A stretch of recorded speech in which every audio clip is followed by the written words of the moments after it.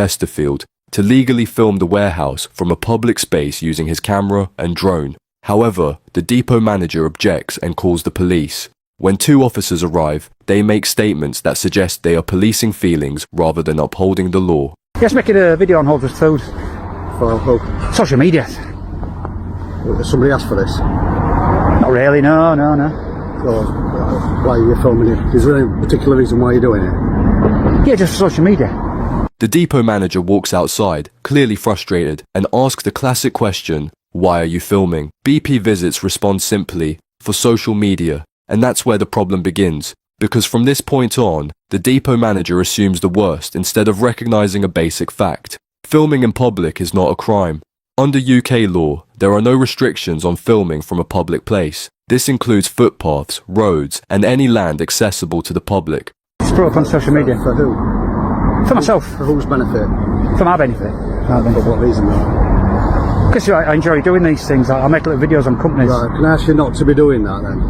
What do you mean? Well, there's no reason why it should be. You ask these lads permission if you can film them. I'm not filming lads, I'm just filming the vehicles and your racks and stuff. We've got staff in here that, you shouldn't be filming them. In the UK, there is no expectation of privacy in a public place. If people are visible from a public area, they can be recorded without consent, as long as the footage is not being used for harassment or unlawful purposes. However, in this case, the depot manager's argument is completely irrelevant because BP Visits isn't even focusing on individuals. He's filming the vehicles. There's no legal requirement to ask permission to record trucks, lorries, or any company property if they are visible from a public area. The depot manager is either misinformed or deliberately trying to create an issue where there isn't one. His argument falls apart the moment BP Visits clarifies his focus is on the vehicles, not the workers. Sure, there's some like... I can see it from here, can't I? So... No, you shouldn't be filming staff. We are asking permission, or anybody on this firm, you shouldn't be filming them. I'm not particularly filming people, I'm just filming vehicles. I don't usually give my details. Right, so can I ask you to leave here then? What, the public area? Well, this is our this front entrance. This is public. And here it comes. Even though BP Visits is standing on a public area where he has every right to be, the depot manager tells him to leave. But there's just one problem. He has no legal authority to do so. This is council, it's drop care. Okay then. Right. Surely. So you're not prepared to give me your name? What's your name? I'm depot manager here. What's your name? This is relevant. There you go. And here comes another predictable move. The depot manager asks, "Are you willing to give your name?" BP Visits, knowing full well he has no obligation to do so, simply responds with no. But then he flips the question back on the depot manager, who just seconds ago was demanding his name, suddenly dismisses the question, responding with, "It's irrelevant." By refusing to answer his own question, the depot manager proves BP Visits' point. The demand for a name was never about security or legitimacy. It was just about control. If the manager truly believed names were necessary, he would have had no issue providing his own. There you go. Yeah. You're filming people here that... Sure, I'm not filming people. Why do you keep saying I'm filming people? Well, just saying you're filming them. We've got videos. I'm filming around. Well, so you're filming me then? Yeah. So, is that allowed now? Safety at premises. Ah, okay. I'm doing it for my safety now, I'm just filming people. Oh, yeah. Yeah, I don't know, might run out with me or something, I don't know. Yeah, okay. This is where the depot manager completely undermines his own argument. He just admitted that his business films people on CCTV, which is exactly what BP Visits is doing, recording from a public space for documentation purposes. This is a perfect example of double standards. Businesses want the right to film the public, but they take issue when the public does the same. Hi, are you ringing now? No, your business. Okay. You look intent on it. Yeah, I am. So what's the issue? I don't get what the issue is. Well, how come it's outside your house and we're filming outside your house? Do you live here? And here comes the classic false equivalence argument. The depot manager, running out of valid points, tries a different approach. What if I came to your house and filmed outside? BP Visits, without missing a beat. Do you live here? The depot manager has no response, because he knows he's just been caught making a completely invalid comparison. A private home and a commercial warehouse are not the same thing. This is a public-facing business operating in the public domain with vehicles, signage, and staff clearly visible from public land. Unlike a private residence, there is no reasonable expectation of privacy in a setting like this. In contrast, residential properties do have certain legal protections under harassment laws.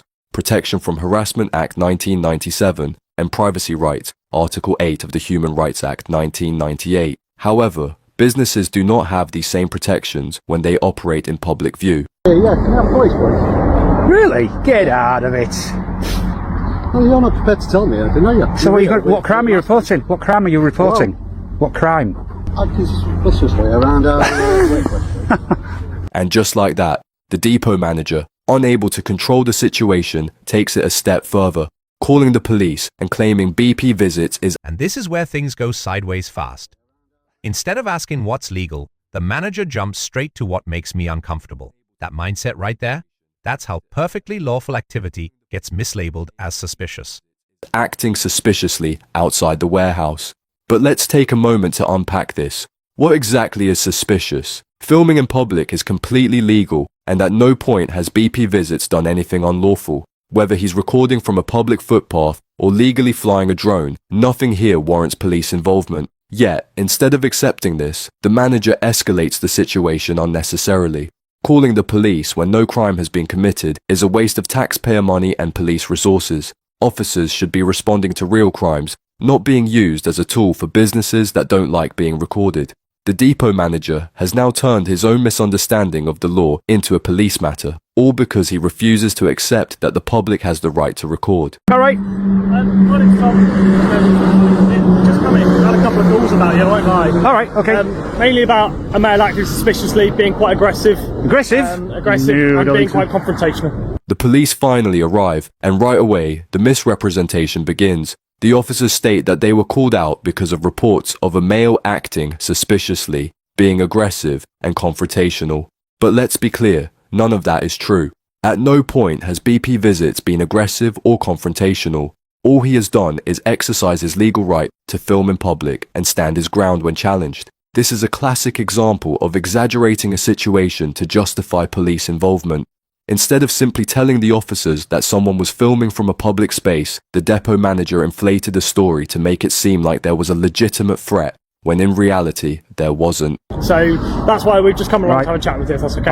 Yeah, absolutely, yeah. Can I ask what your first name is, just so I know what to call you? I don't usually give out that information, No, unless I need to. No, that's fine. Well, at the moment, like I say, it's about having a chat with you and stuff. Yeah, So, okay. At the moment, calls we've received a call from the company over here and Yeah. a call from the Environment Centre, okay? You did, yeah, that's right, yeah. Is it relating to auditing and stuff, like auditing processes and things like that? I don't call it, I call it Let's pause here because this is a massive misconception. If something is visible from a public place, permission is not required. Vehicles, buildings, signage, none of it suddenly becomes private just because someone doesn't like a camera pointed at it. visiting. I go around to industrial estates, just making, I'm a vlogger, just go around and just make videos. Yeah, Okay, simple as that. This response is key because it highlights an important point.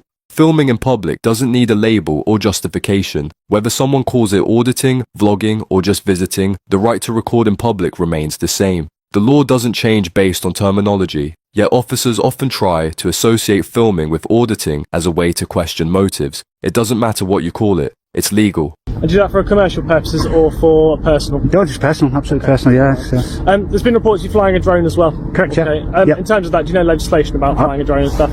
I'm just double checking that. Of course I do, yeah. That's fine. I won't be flying drone if I know legislation. That's of course, fine. yeah. So from my point of view then, Yeah. okay, we'll have a chat with these guys here. Yeah, yeah. At the moment, I spoke to our drone operator while I've been travelling over here. I had a chat with him, okay. Yeah.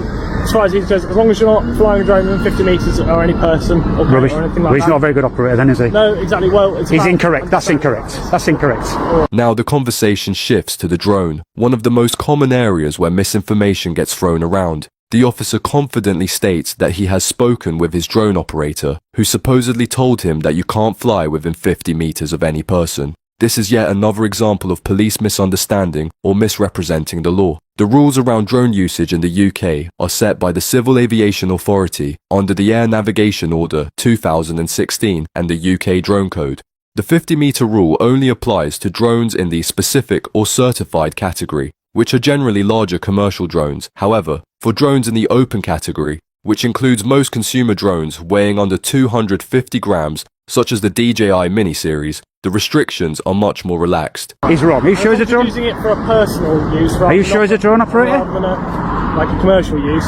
versus needing a drone operator's license and stuff. Can I ask what drone you're using as well, size-wise at all? Yeah, it's a 249 gram drone. BP Visits already knows the law, and by confirming the drone's weight, he's making it clear that he is operating fully within legal limits. This means the police have no grounds to restrict his flight unless he's violating airspace regulations or causing a public nuisance, which he isn't. Additionally, under Article 240 and 241 of the Air Navigation Order 2016, it is an offence to fly a drone in a manner that endangers property, people, or aircraft. However, simply flying a sub 250 gram drone near a warehouse from a public space does not meet this threshold. Unless the drone is being used recklessly or interfering with emergency operations, the police have no legal authority to demand BP Visits to stop flying. Fantastic. Yeah.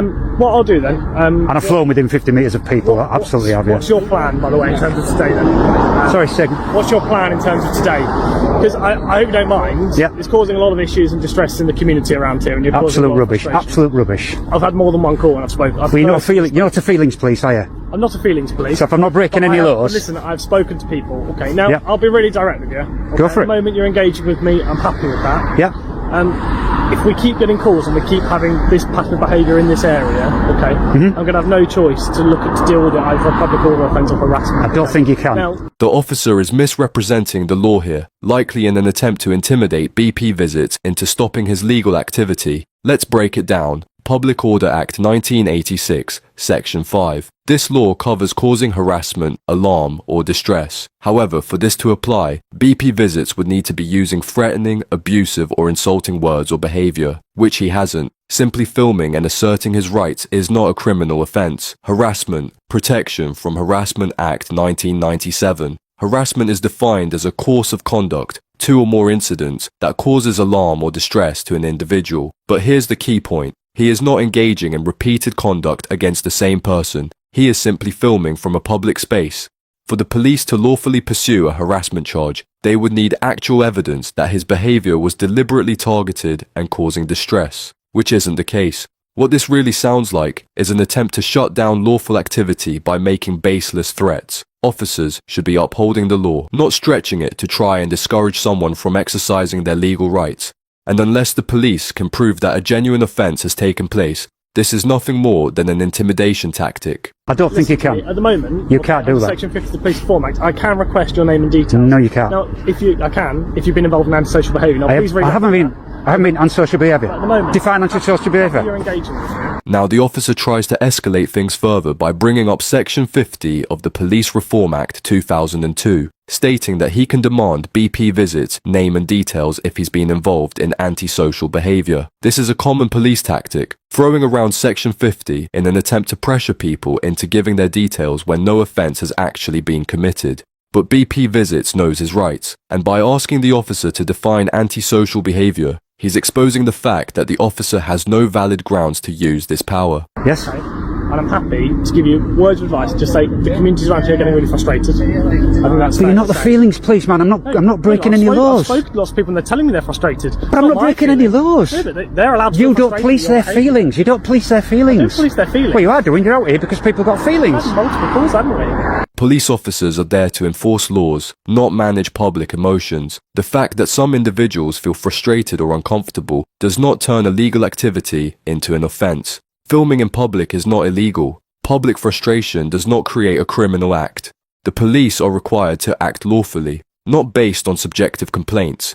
This is a typical attempt to shift the focus away from the law. Instead of addressing whether an offence has been committed, the officer tries to justify police involvement by citing people's frustration, something that has no legal standing. But I'll tell you what, I'll give you this example, okay? Yeah. If you feel in fear of immediate unlawful violence, okay? Whoa, hang on. Against me, no, listen. None of them have felt that, have they? None of them have felt that. that. That will constitute an assault. So that is a feeling. Absolutely. Offence, all right? And that's No, what I'm trying to that's yeah, because you've advanced. There's been none of that. There's been none of that. What People I'm have going to do is been. I'm going to have a chat with these guys. My colleague's going to have a quick chat with them. He Okay. don't know anything about it. He's just come out to talk to me, so I've only just got here. Oh, so, So yeah. Well, I still have a chat with them. Yeah. Okay? As long as there's no more concerns, we'll leave you be.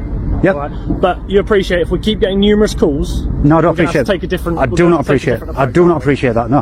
Whether intentional or not, this sounds like a veiled threat. The police have a duty to act lawfully and fairly, not to apply pressure or intimidate someone into stopping a legal activity. Statements like this create the impression that, even though BP visits is breaking no laws, officers might find another way to justify intervention if complaints continue. Repeated calls do not turn a legal activity into a crime, and the police cannot lawfully try a different approach if no offence has been committed.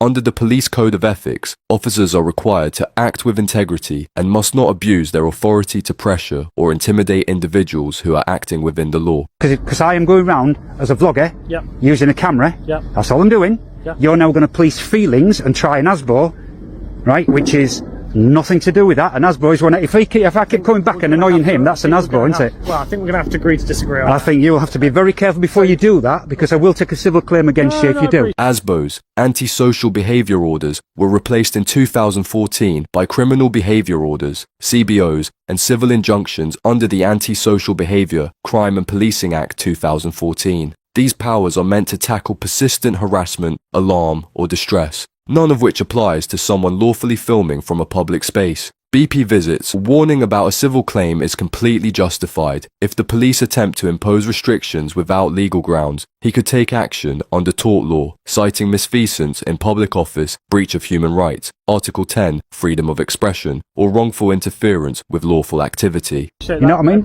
If you arrest me, A Section 2 harassment, a person pursues a course of conduct which they know or ought to have known would have harassment is more than once. Exactly. I've never been any place more than that's once. the point I'm making. I've not been any place more than once. Right. Now, the officer tries to justify his claim by referencing Section 2 of the Protection from Harassment Act 1997, stating that a person must not pursue a course of conduct which amounts to harassment, or which they know, or ought to know, amounts to harassment. But BP Visits immediately challenges this, responding, "Harassment is more than once. I've never been to a place more than once." The key phrase in Section 2 is course of conduct, which under Section 7 of the same Act is legally defined as at least 2 occasions.